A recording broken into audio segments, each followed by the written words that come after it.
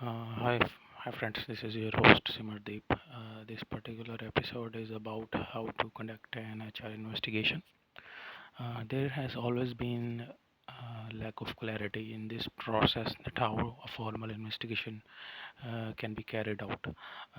In this episode, I would talk about the step-by-step process of how to carrying out an investigation process at workplace.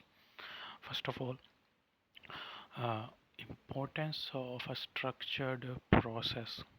A structured process helps to build the credibility of the employer. Also, it helps in the employee engagement. Next is step one. As a step one, you should take immediate action.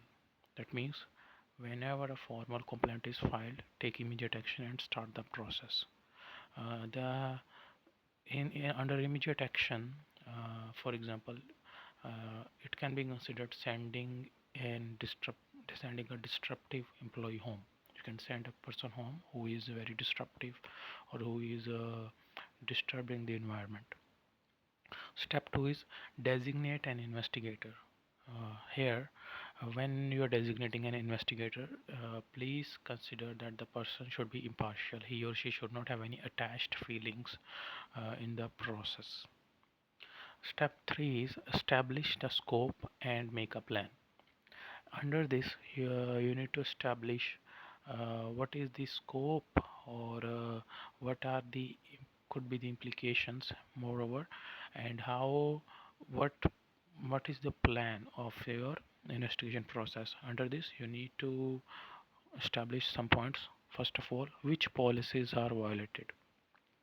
You, you need to identify the parties who such as complainant, accused, witnesses, etc. Then you determine the time frame that how long should it take to close the process. Next, you need to establish where the incident occurred and when did it happen. You need to find the names of the witnesses, document them, and any additional relevant documents which are associated with it. It could be the emails, etc. Next, uh, the interview order you need to establish, and the interview order should be like, first you need to interview the complainant who has complained, then the accused against whom the complaint is filed, then you interview the witnesses, and again you interview the complainant at the last again. This helps you to properly establish the facts. Next step 4 is conduct interviews. And when you're conducting interviews, you should do it in a relaxed way. Next step 5 is examine evidence.